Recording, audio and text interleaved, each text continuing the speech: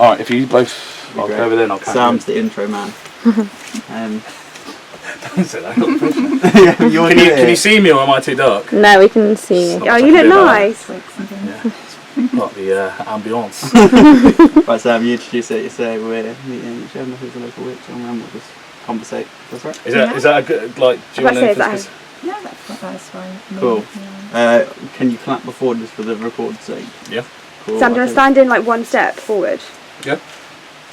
No, like, I mean this way. That way? Yeah. Okay, maybe one step back. You went the wrong way. I meant like... Like this? Yeah. Yeah. We all filming, everyone's got it going. Perfect. Yeah. All good. Right, get some clapping then. Cool. You both filming? Mhm. Okay. Count us in from 5 and we'll go. Okay, no, they're doing the heads. Right, they're doing the heads. Cool, PRJCT X back again. We're in Cornwall this week. We are. We're joined by a very special guest, Gemma, local witch. Tell us about you. Yeah. Tell us more. We want to know everything. Obviously, everything. Give us a quick intro, just a quick summary to who you are. I practice what some people might call traditional witchcraft. This is a witchcraft that draws upon the historical forms of craft that tends to be more operative in nature, the magical side, making charms, amulets, talismans, that sort of thing. Yeah. And it's very rooted in the landscape, so getting out into certain places is very important to our craft. So, is it a religion? Is it a way of life? Is it a belief system? Or it depends really on which witch you ask, right. Because there are different approaches, different traditions, different branches. Some, perhaps the most popular one is what you might call pagan witchcraft. They tend to be to pursue a pagan spirituality where they're worshipping nature, celebrating the changing seasons of the year. They have a goddess and a god, so it's a balance between the male and female divine. so is that Wiccan? That would be what would most people call Wiccan aspect of witchcraft. And again, you have the forms of witchcraft that are more magical in nature. Their focus is more getting things done by the use of charms, amulets, talismans, spells, rituals.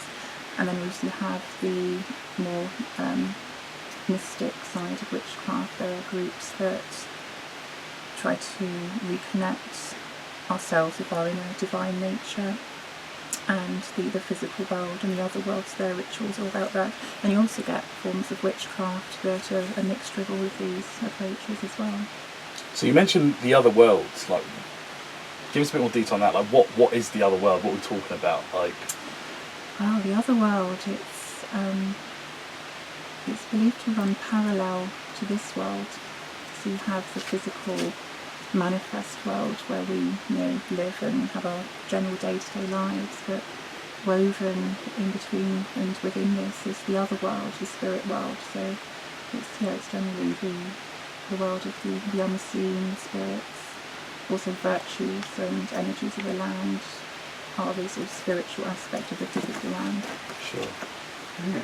Because one of the things that is why we wanted to look into witchcraft is we've been to 2 different locations now where we found what we believe to be evidence of rituals happening. And we spoke with an occultist at the start of when we were doing this, and he said that quite often you'll have like occultists or witches that would go to areas where people like us shop looking for ghosts and cleanse it or do that sort of thing. So one of the things we found like a lot of candles, we found lots of bundles of sticks, we found lots of like stone circles which are used as fire pits, and we thought maybe you could give us a light on stuff what maybe those people were doing, or like if that is witchcraft, or if we've just stumbled across like someone's camp or something.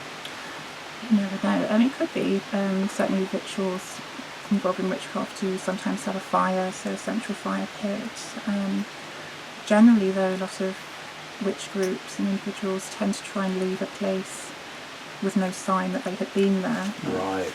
So sometimes you might have people who go and particularly want to leave things and just for effect, and perhaps dabblers as well, but even dabbling can have a magical psychic effect on a place, because if people are doing something they don't particularly know what they're doing, that can open something up and leave things behind that haven't been dealt with properly. So you think potentially a lot of the time it could just be kind of locals or people that have went there to kind of almost play a prank or to scare people away from the area? It could be, yes, there's always that possibility. Sure. So you say like there's an other world and there's a this world. Within this realm, like, I don't know how to phrase it, do you have special powers? Do you have like abilities that are like witch abilities? I'm finding it hard to put into words. Well, I think like we were kind of speaking off camera earlier, when people hear witchcraft, like you instantly think like the norm, right? Voodoo dolls. Yeah, Yeah. legit. Like it's what you kind of see in the, like in general like media or like online whatever. But like, what is the powers like? Do you have the ability to do certain things that perhaps us not normal, totally wrong word, but yeah, us non-magical people can do.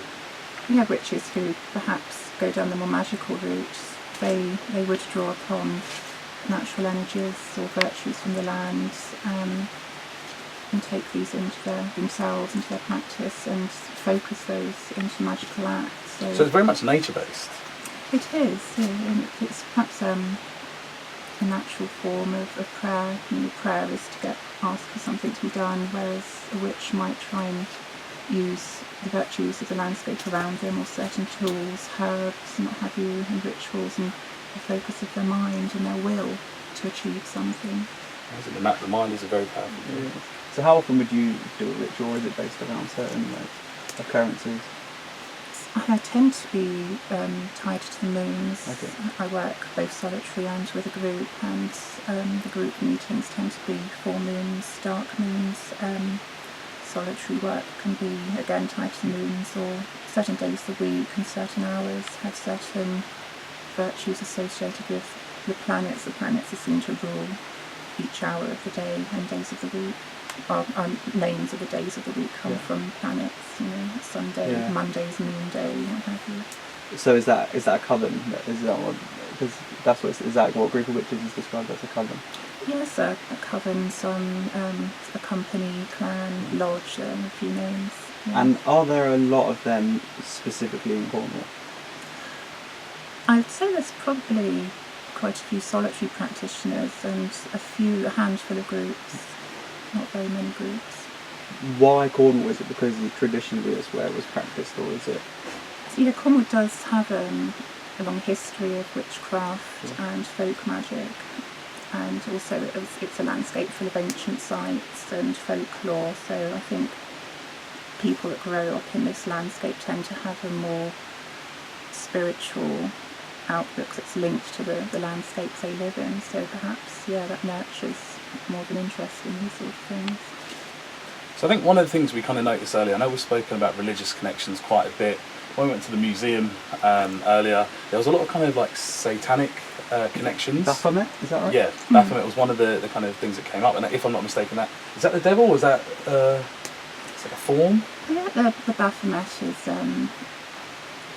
kind of a construct to embody the universe, really, and creation. It's heaven, the light betwixt the horns, the base animal, earth, the hooves, and it's a creature betwixt and between.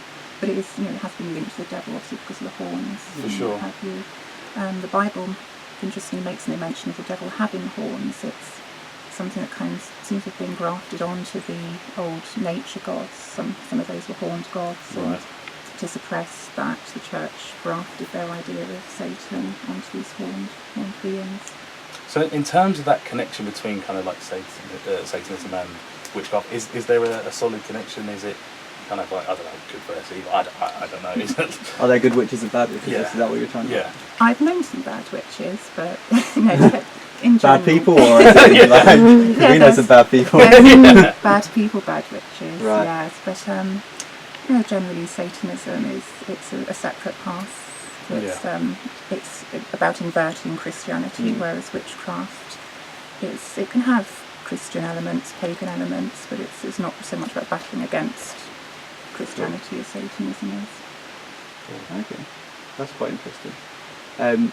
What would a bad witch do? Are there charms that you can use to like harm people, or is it like more, like you say, like not terraforming, but like working with nature? that kind of thing, or especially thinking about like voodoo dolls and things like that. Like if you're going past what you see in the films and like. Well, I listened to a podcast you did, and you said when you were younger, in your teenage years, or maybe later, you used a doll to ward off a man who was following you, or. Yes, yeah. But I don't know if voodoo doll's the right term, but that's. Yeah, it's tend to be known as image magic, Kind. or the dolls are known as puppets. Yeah. And they can be used for any purpose, really good or bad. We saw them. We saw a hair puppet. It was completely made of hair, right? Yeah. Yeah, there's a few in the museum Yeah. examples. So yeah, they can be used. Some of them used for healing. If someone has an injured leg, you'd make a puppet and stroke the leg whilst intoning a charm, or what have you, burning healing herbs.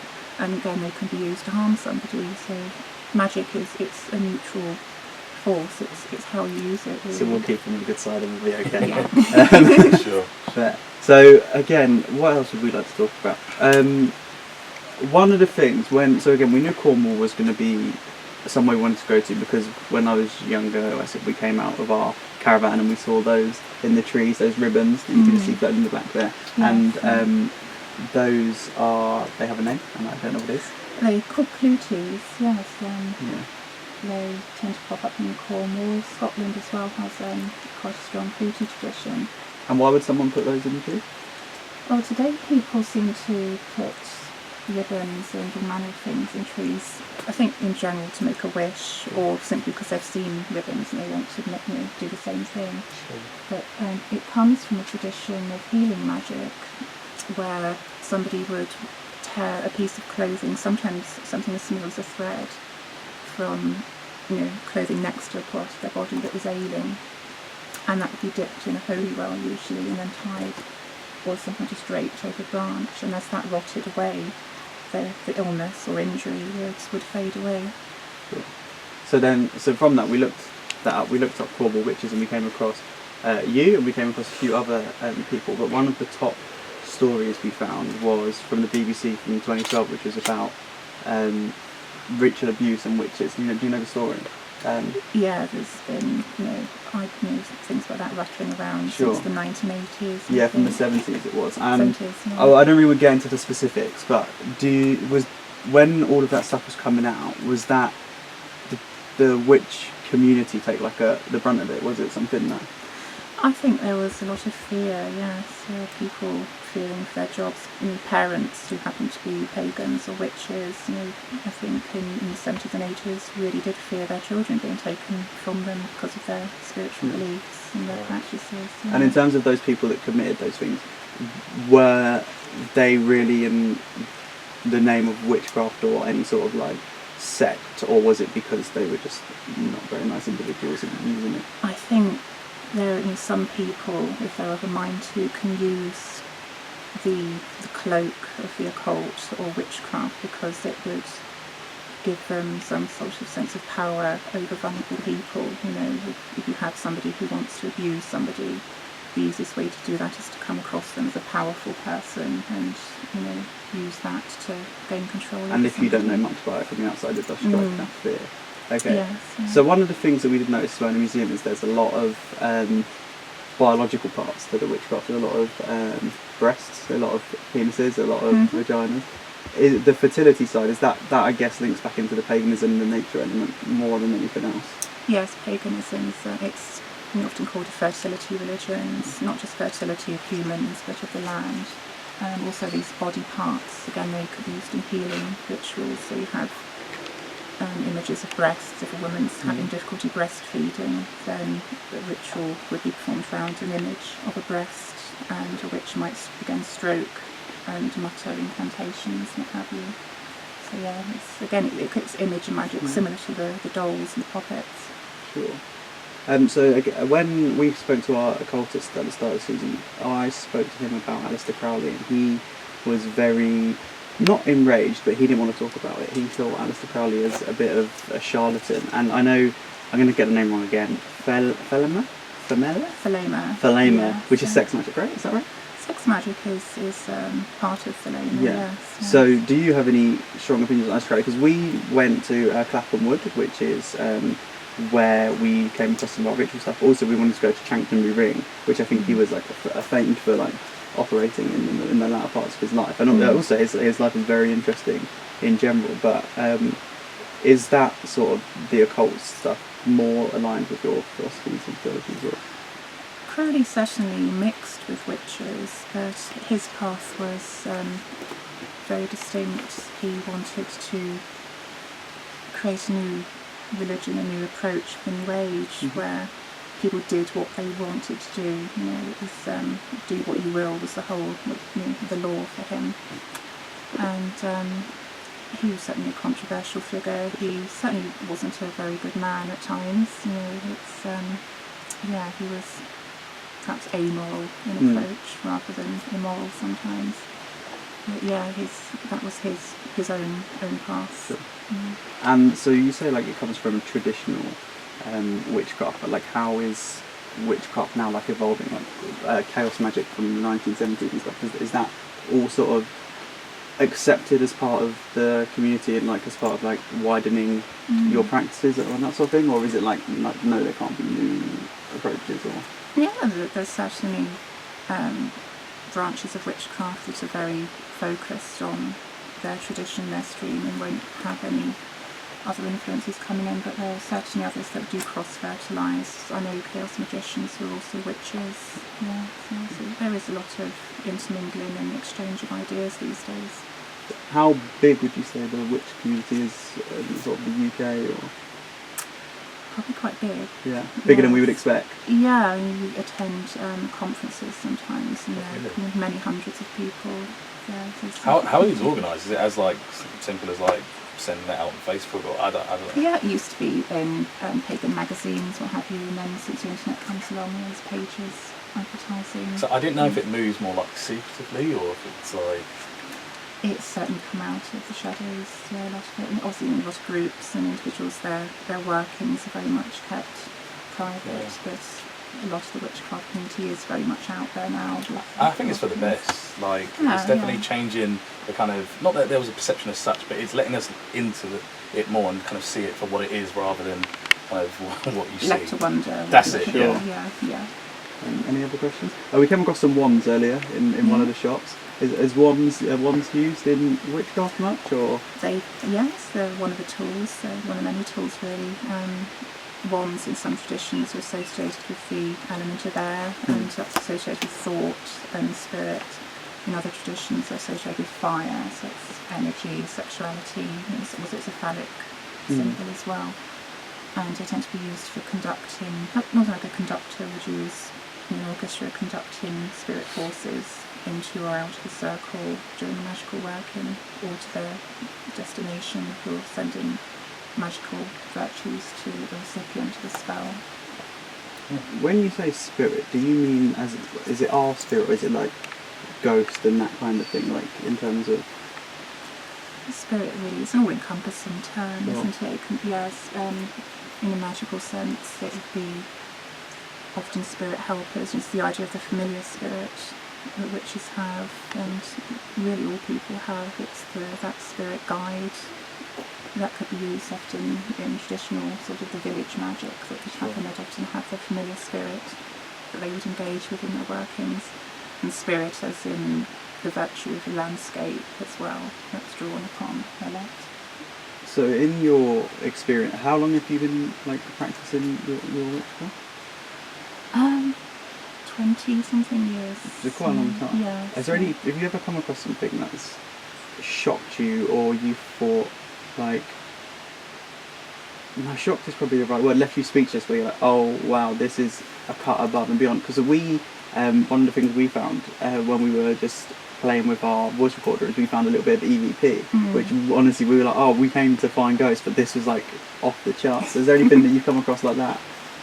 Yes, and certainly in group ritual we sometimes have voices. They tend to be just outside the perimeter of the circle. We could be in the middle of nowhere in a cave and there'd be a woman's voice manifest. We've had lights, blue lights coming in through the circle, apparitions, that sort of thing. Does it tend to be blue light? Because I know there was someone that stayed at Binsden who saw Blue Cross. Yeah, Blue Cross. Yeah, that's a recurring thing. Really? Blue lights, yeah. So there is a firm connection between like the spirit realm and ghost, for want of a better word, and witchcraft kind of operates within the same sort of... Yeah, witchcraft rituals are very much about accessing the spirit world and breaking down that barrier between the physical world and the spirit world, and forging again the link between the two. And trance states are often used to better perceive these phenomena as well. So witches would dance around in a circle called mill dances, and we're beside an old ruined mill. Mills are often associated with witches. We've got that idea of the millstone, grinding out fate, refining the soul in a symbolic way, and around the central axis point, the point of creation. So are there any other tools that you use when you're doing it? So like tarot cards, Ouija boards, those kind of things, are those like common practice? You have divination tools, scrying tools, there's mirrors, crystal balls, glass fishing floats. Using these, No. the very old fishing floats. We use plastic buoys these days, but they used to be made of glass. They were quite common as well. And what would you use those for? For scrying, it's like crystal ball gazing, Yeah, that sure. sort of thing, for getting visions and what have you. And if you do get visions, are they like things that will massively affect your future, or are they like little guides to like help you along, or what sort of thing do you see? Can be all manner of things. Yeah, they could be prophetic, what's to happen in the future. It can be a spirit form that you can communicate with for advice or wisdom. Is that personal to you, or could that be to anyone? Often personal to you, Personal. but if you're if you're perhaps a professional witch inquiring for a client, then obviously the information would be relevant to that. We really enjoyed the museum, but the iconography is still very scary. A lot of it Yeah. is. Is there a reason why it's so scary? Well, I think witchcraft has, the history of witchcraft is the history of fear, really, isn't it? It's in the past when anything went wrong, if somebody had a run of bad luck, if their cattle became ill, the local witch or somebody who was suspected of being a witch would be blamed for that.